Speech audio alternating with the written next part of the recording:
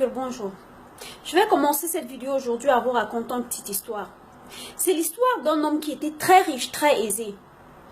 Et il rencontra une femme qu'il aimait beaucoup. Il décida d'épouser cette dernière. Malheureusement, cette femme ne l'aimait pas du tout. Mais pas du tout. Mais c'était une femme vénale dont elle aimait beaucoup l'argent. Donc finalement, elle va accepter d'épouser le monsieur pour son argent. Ce qui va donc se passer, c'est que la femme va torturer ce monsieur. Elle va lui faire vivre l'enfer sur terre. À un moment donné, elle utilise l'argent du monsieur, elle voyage. Bon, bref, elle n'a aucun devoir vis-à-vis du monsieur. Alors, mais seulement, le monsieur n'avait jamais eu le courage de divorcer. La femme a torturé le monsieur jusqu'à finalement, elle a assassiné. Alors, pourquoi je vous raconte cette histoire?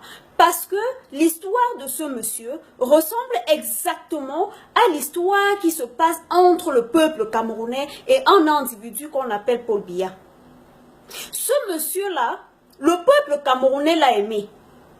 Et comme on l'a tellement aimé au point où on lui a donné le pouvoir, nous lui avons donné la responsabilité d'être notre leader, d'être notre président.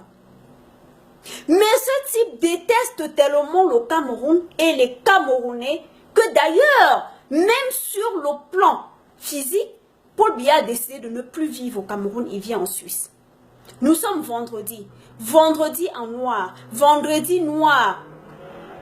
Cette journée marquera définitivement l'histoire du Cameroun en une seule journée. L'axe lourd, Yaoundé, Douala, s'est coupé en deux. Au même moment, le train se déraille. Quelques heures plus tard, un accident à Douala. Un accident de car à Douala. C'est-à-dire qu'en une seule journée, le Cameroun a vécu des événements tragiques, des événements douloureux, où on compte, où le peuple compte ses morts. Mais à l'instant où j'enregistre cette vidéo, Paul Biya, même de son hôtel en Suisse, où il dépense de l'argent des pauvres Camerounais, il n'a pas osé, ne serait-ce que faire une simple vidéo, comme celle que je fais en ce moment, en une minute, pour adresser ne serait-ce que ses condoléances aux familles les familles endeuillées. Paul Biya s'en fout du peuple camerounais. Paul Biya n'a rien à foutre de notre misère. Mais comme ce monsieur-là, nous n'avons pas le courage de demander le divorce. Nous n'avons pas le courage de rompre avec ce monsieur qui a transformé notre pays en enfer sur terre. Les gens disent, oui, ça peut arriver. Une route, le pont qui s'effondre. Mais vous avez vu l'épaisseur de la bitume? Vous avez vu l'épaisseur du goudron? Tous les jours, nous vous montrons les images, vous ne vous croyez pas. Mais aujourd'hui, Dieu a décidé de vous montrer ça en plein jour. Et d'ailleurs, nous sommes à quelques semaines d'un événement d'envergure comme la CAN.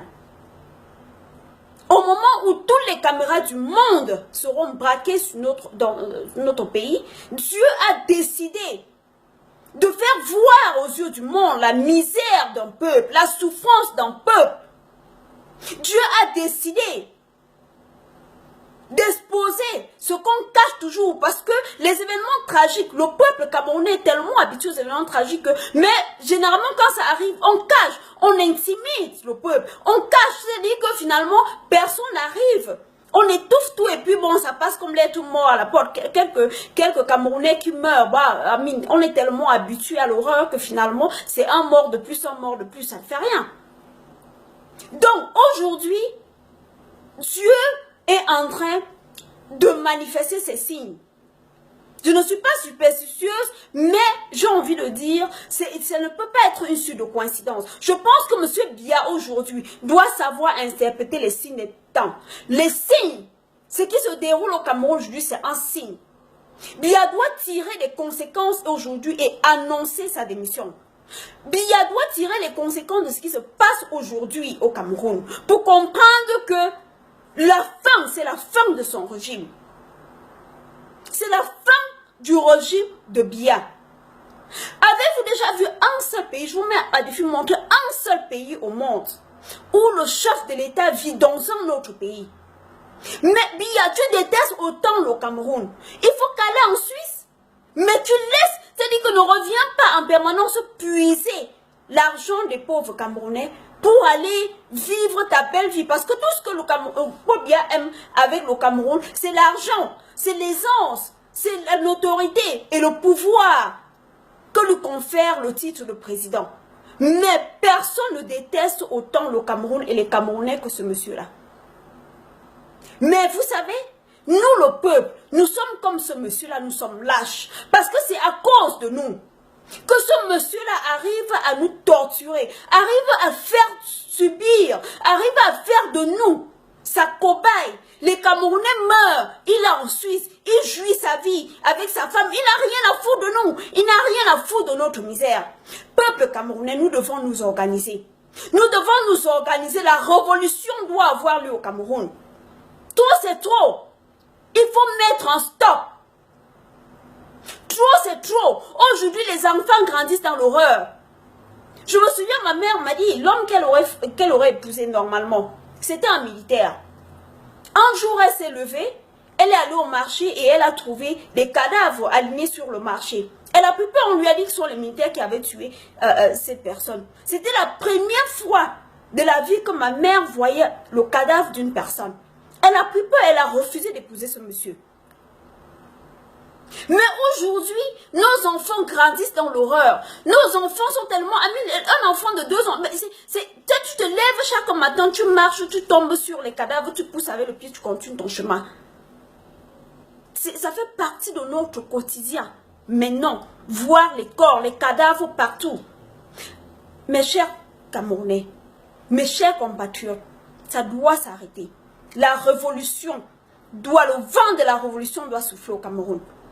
Pour ceux qui disent que je parle de l'étranger, soyez-en tranquilles, je serai avec vous.